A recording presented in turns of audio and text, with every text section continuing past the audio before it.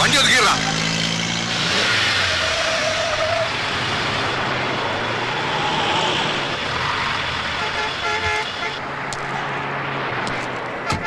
Good morning sir.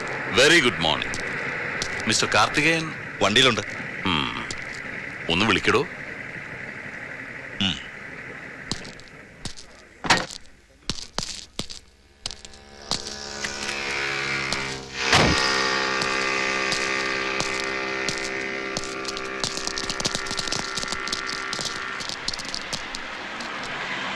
വലിയ തിരക്കില്ലെങ്കിൽ can you spare a little time? Sure sir. ഞങ്ങളിങ്ങനെ ഒരു ചായ കുടിക്കാൻ ഇറങ്ങിയതാ. പബ്ലിക് പ്ലേസിൽ സ്മോക്കിംഗ് പാടില്ല. ഞാനിത് കത്തിക്കാറില്ല. അതെന്താ? ഒരു സ്റ്റൈലാണ്. വലിയ നിർത്തിയതാ, പക്ഷെ അങ്ങ് ഉപേക്ഷിക്കാൻ മടി. അതുകൊണ്ട് ഇങ്ങനെ കൊണ്ടു നടക്കും. ഗുഡ്. ഈ ശേഖരണങ്ങളിന്റെ മോളെങ്ങനെ? സാറ് കല്യാണം കഴിക്കാൻ പോകുന്ന കുട്ടിയെ കുറിച്ചാണോ? അതെ, ഞാൻ ഇപ്പോഴല്ലേ പരിചയപ്പെട്ടതും കല്യാണം ആലോചിച്ചതുമല്ല. തന്റെ പഴയ ഫ്രണ്ടല്ലേ? പഴയ ഫ്രണ്ടെന്നൊന്നും പറയാൻ പറ്റില്ല, അറിയാം, കണ്ടിട്ടുണ്ട്. അത് തന്നെയാണ് എന്റെ ചോദ്യം. താൻ എന്താ അവളെ തീർത്തും അങ്ങ് അവോയ്ഡ് ചെയ്ത് കളഞ്ഞത്? ടൈം ഇല്ലായിരുന്നു സർ. അവളെ എന്നല്ല, ഒരുപാട് പെൺപിള്ളേരെ അങ്ങനെ മിസ് ചെയ്തിട്ടുണ്ട്. കോളേജിൽ നിന്ന് ഇറങ്ങി പിന്നെ വൈകാതെ അങ്ങ് ബിസിയായി. എന്ത് ബിസി? സ്മഗ്ലിംഗ് ആയിരുന്നു.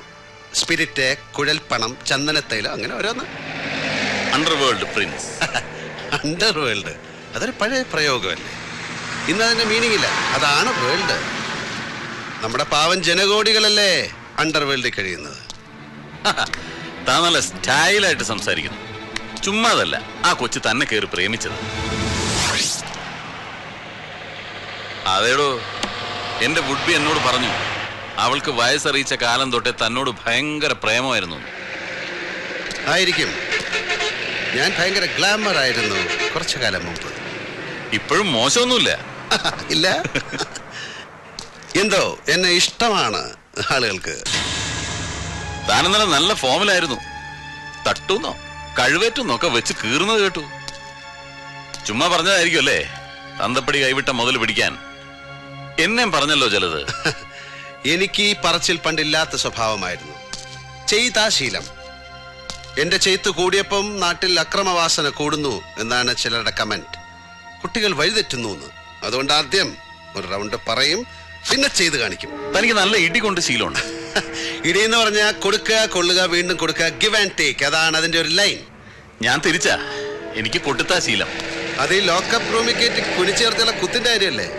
അല്ലടാ, എനിക്ക് ലോക്കപ്പ് വേണമെന്നില്ല. നടുറോട്ടിലിട്ടും തല്ലും ഞാൻ. 5 കൊല്ലം ബോക്സിംഗ് ചാമ്പ്യൻ ആയതിന്റെ കപ്പ് ഇരിപ്പുണ്ട് വീട്ടില്. കാണണോ നിനക്ക്? കപ്പോ? അല്ല, ഇടി.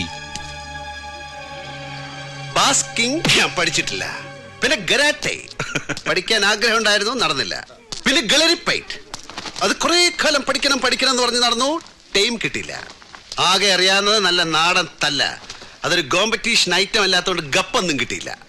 പിന്നെ ഞാൻ ഇടിച്ച് പല്ല് തെറിപ്പിച്ചിട്ടുണ്ട് ചിലരുടെ. അതൊക്കെ ഞാൻ വീട്ടിലൊരു ഹോർലിക്സ് കുപ്പിയിൽ സൂക്ഷിച്ചു വെച്ചിട്ടുണ്ട്. അല്ലടാ ഉണ്ണി, ഇത്രയും വരും കുപ്പി. എന്നാ നമുക്ക് തുടങ്ങാം. അല്ല, ഈ റോഡിൽ വെച്ച്, അതും സാറ് യൂണിഫോമില്. അത് വിട്. സാറിന് പറയാം, അതൊക്കെ വലിയ കേസാവും. കേസ് ചാർജ് ചെയ്യേണ്ടത് ഞാനല്ലേ? ഞാൻ ചെയ്യില്ലെങ്കിലോ? എന്നാലും അത് ശരിയാവില്ല. എന്താടാ പോലെയാടി മോനെ, നാക്കിന്റെ നീളം വെച്ച് വളവളാന്ന് ചെലക്കുമ്പോ നീ ഓർത്തില്ലല്ലേ ആമ്പിള്ളേരുടെ കൈക്ക് വന്ന് വീഴുന്നു.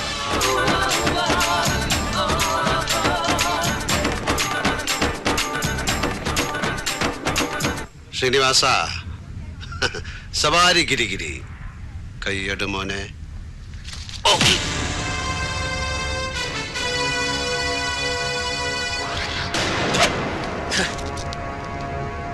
നീ എന്നെ കൊണ്ട് ചെയ്യിക്കും.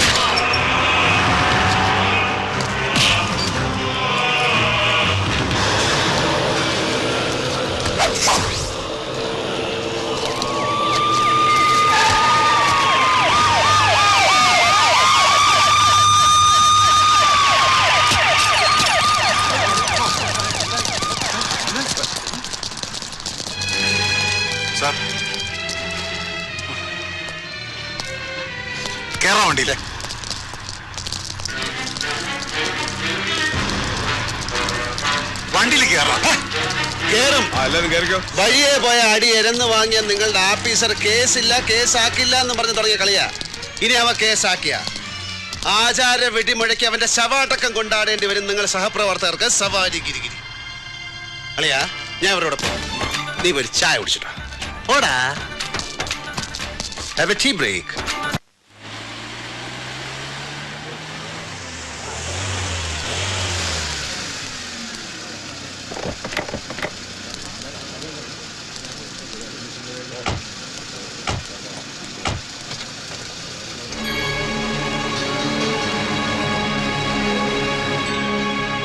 സാർ നമസ്കാരം.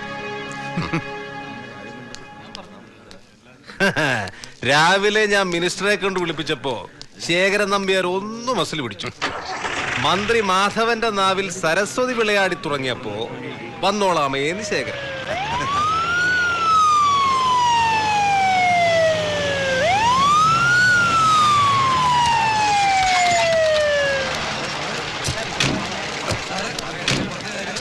പോയിടാവുന്നു. ഇതെന്തോ എല്ലാവരും ചുറ്റും കൂടി നിൽക്കുന്നത്? ഇതെന്തോന്ന് വെള്ളേ വെള്ളേ ഉജാലയുടെ പരസ്യ? ഓ ഭരണം കിട്ടിയപ്പം കുറെ പ്രവർത്തകന്മാർ ഇറങ്ങിയിരിക്കുന്നു. പോയിടാ അവിടുന്ന്. ശിവദാസ, ശേഖരൻ നമ്പ്യാർ വന്നോടെ? എത്തി.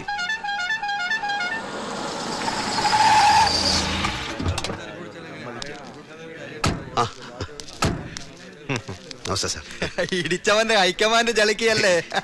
എന്നെ ഇടിച്ചില്ലെങ്കിൽ തന്നെ ഞാൻ ഇടിക്കും എന്ന ലൈനിലായിരുന്നു ആ സാറ്. ഡിപ്പാർട്ട്മെന്റ് മുഴുവൻ അയാൾക്ക് ശത്രുക്കളാ. തലപ്പത്തും താഴെ ഒരുമാതിരി എല്ലാവരും ഹാപ്പിയാ. പേഴ്സണലായിട്ട് ഞാനും. ഇരുന്നാട്ടെ. ആ അപ്പൊ ശിവദാസ, എങ്ങനാ കാര്യങ്ങൾ പറഞ്ഞു കഴിഞ്ഞല്ലോ.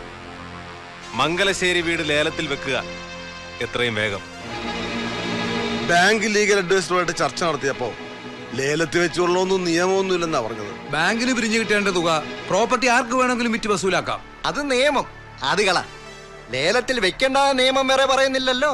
കൂടുതൽ വകുപ്പ് നോക്കാതിരിക്കുകയാണ് എല്ലാവർക്കും നല്ലത്. ഇത് ഞാനും മാധവൻ സാറും ഇൻവോൾവ് ആയ കേസാണ്. ഞങ്ങൾ പറയുന്ന പ്രപ്പോസൽ അംഗീകരിച്ചാൽ മതി. മാധവൻ സാറിനെ ധിക്കരിച്ചുകൊണ്ട് ഞങ്ങൾ ഒന്നും ചെയ്യില്ല. പിന്നെ എന്നെയാണോ അവഗണിക്കാൻ പോകുന്നത്? ഭയക്കണം കേട്ടോ. നിങ്ങളുടെ കൈകൊണ്ട് എന്റെ അച്ഛൻ മരിക്കുമ്പോൾ എനിക്ക് എന്റെ അമ്മയുടെ വയറ്റിൽ 3 മാസമാണ് പ്രായം. പിന്നെ ഒന്നിനെക്കോണം വളർന്ന കാലം. ഒരു കൊച്ചു പിച്ചാത്തി കിടക്കപ്പാടടിയിൽ സൂക്ഷിച്ചു വെച്ച് ഉറങ്ങാ നേരം വെളുപ്പിച്ച കുട്ടിക്കാലം മുഴുവൻ നിങ്ങളെ എങ്ങനെ കൊല്ലാം എന്ന് മാത്രമാണ് ഞാൻ ചിന്തിച്ചത്. ആ പിച്ചാത്തി എന്റെ കയ്യിൽ നിന്ന് വാങ്ങി വലിച്ചെറിഞ്ഞ് ജീവിക്കാനും ജീവിച്ച് വിജയിക്കാനും എന്നെ പഠിപ്പിച്ച മംഗലശ്ശേരി നീലകണ്ഠൻ എന്ന വലിയ മനുഷ്യന് വേണ്ടി എനിക്ക് എന്തെങ്കിലും പ്രത്യുപകാരം ചെയ്യാൻ കിട്ടിയ സന്ദർഭമാണിത്. ഞാനത് ചെയ്യും. ശിവദാസ, ഒരു ചോദ്യമേ നമുക്കുള്ളൂ.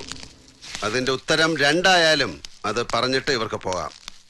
എന്റെ ഞരമ്പിലൂടെ ഓടുന്ന രക്തത്തിന്റെ ശുദ്ധിയിൽ എനിക്ക് സംശയമില്ലാത്തിടത്തോളം ഇവരുടെ ഉത്തരം എന്ത് തന്നെയായിരുന്നാലും വിഷയമാവില്ല. ഞാൻ ആഗ്രഹിക്കുന്ന എനിക്ക് കിട്ടും, വാങ്ങും. ഞാൻ കൊടുക്കേണ്ടി വരുന്നത് പണമോ പൊന്നോ, ഈ നിൽക്കുന്നതിൽ ഒരുത്തന്റെ പ്രാണനായാലും കൊടുക്കേണ്ടടുത്ത് കൊടുത്തിട്ട് വാങ്ങിയിരിക്കും ഞാൻ. നമ്പ്യാരെ, അപ്പോ ലേലത്തീയതി ഉടനെ ഡിക്ലെയർ ചെയ്യുകയല്ലേ? ചെയ്യാം. എങ്കിൽ വേഗം സ്ഥലം വിട്ടു. എനിക്ക് വേറെ ചില പണികളുണ്ട്. രാജേന്ദ്ര,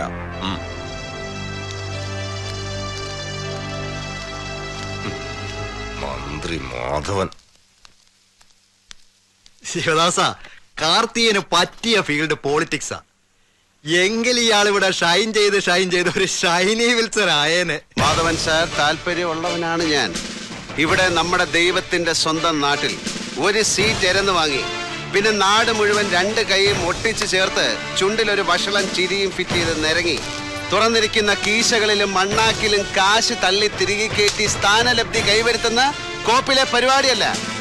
അങ്ങ് വടക്കൻ മണ്ണിൽ UP-യിലോ ബീഹാറിലോ ജനിച്ചിരുന്നെങ്കിൽ തോക്കിൻ കുഴലിന്റെ മുന്നിൽ ഗ്രാമങ്ങളെ മുഴുവൻ കുനിച്ചു നിർത്തി വോട്ട് ചെയ്യിച്ചും ബൂത്ത് കയ്യേറിയും കത്തിച്ചും കണക്കൊപ്പിച്ചും ജയിച്ചു കയറുന്ന ജമീന്ദാർ രാഷ്ട്രീയ കളരികളിൽ ഇറങ്ങിയത്.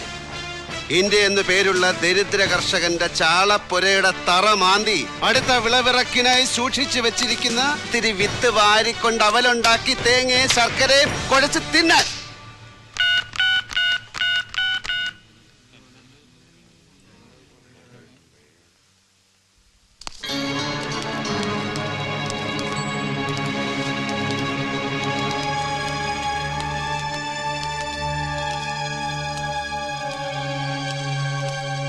ശേഖരൻ നമ്പ്യാരാൻ കമ്പനി എത്തിയിട്ടുണ്ട്.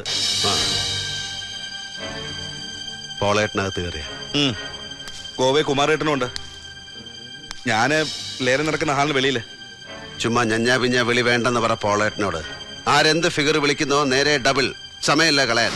പാലക്കാട് ജില്ല ഒറ്റപ്പാലം താലൂക്ക് ഏഴിലക്കര അംശം ദേശം മംഗലശ്ശേരി മാധവമേനോൻ മകൻ നീലകണ്ഠൻ, വയസ്സ് 67, കൈവശമിരിക്കും വസ്തു മംഗലശ്ശേരി പറമ്പ് 6 ഏക്കർ 47 സെന്റ് ഭൂമി. തുടങ്ങുന്നു. നടക്കട്ടെ, ഞാൻ ഉണ്ണിയായിട്ട് കോണ്ടാക്ട് ചെയ്തോളാം. മറ്റേ നാറിയില്ല ഇവിടെ മാപ്പു മണിയമ്പ്ര പുരുഷു. അതാരും പറഞ്ഞില്ലേ, അവൻ അങ്ങനെ വന്ന് ചാടില്ല. മറ്റേ ദുബായ് ഇഷ്യൂ ഉണ്ണി കണ്ടാ കുത്തിന് പിടിക്കുന്നറിയാം. CK ടെമ്പേഴ്സിന് മൊയ്തു ഹാജി 20 വിളിച്ചു. ശേഖരൻ നമ്പ്യാർ 5 കൂട്ടി. നമ്മളോ 40 ലക്ഷം. ശേഖരൻ നമ്പ്യാർ 10 കൂട്ടി. പോളേട്ടൻ ജമ്പ് ചെയ്ത് 60. ഇനി ആരും മേലെ പോവില്ല. 60 ലക്ഷം ഉറപ്പിക്കാൻ പോകുന്നു.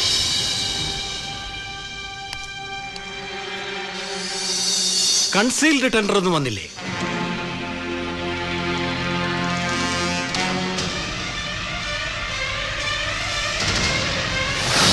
അതൊരു കൺസീൽഡ് ടെൻഡർ ഉണ്ട്, അതുകൂടി നോക്കട്ടെ എന്ന് ബാങ്കിന്റെ ആൾക്കാർ അനുവാദം ചോദിക്കുന്നു. കൺസീൽ ടെൻഡറിലെ ഫിഗർ ഇതിലും കൂടുതലാണെങ്കിൽ എന്താ കാർത്തികേയ പറയുന്നത്?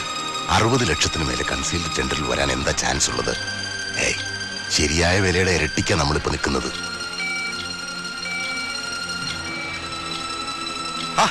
അവന്മാര് പൊട്ടിക്കെട്ടെന്ന് അതിയുമ്മ ആരോ തമാശ കാണിച്ചതാവും. ശരി.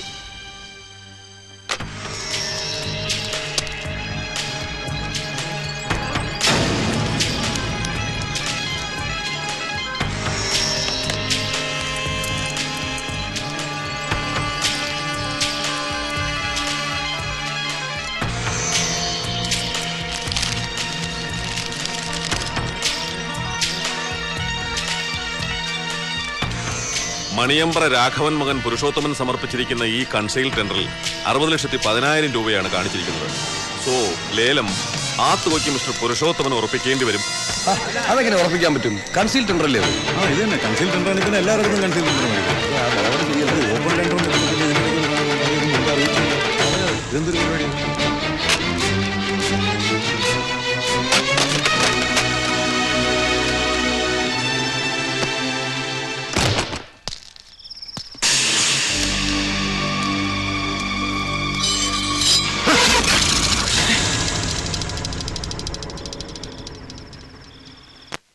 എന്നോ നീ?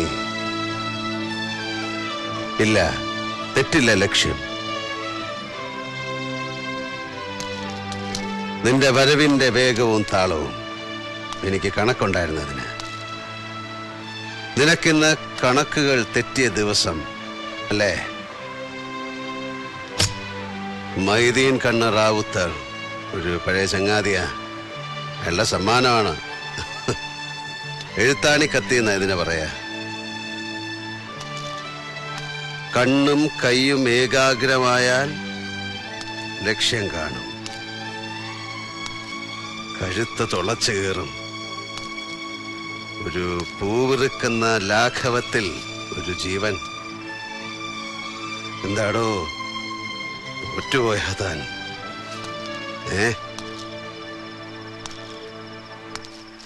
100ാം ക്ലാസ് ചെറ്റത്തരം കാട്ടും ശേഖരൻ. അതവന്റെ രക്തത്തിലുള്ളതാ. നീ തോൽക്കില്ലട മോനെ.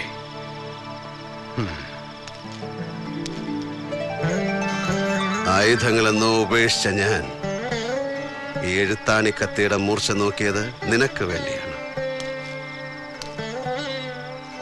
കൂടെ ഞാനുണ്ട്.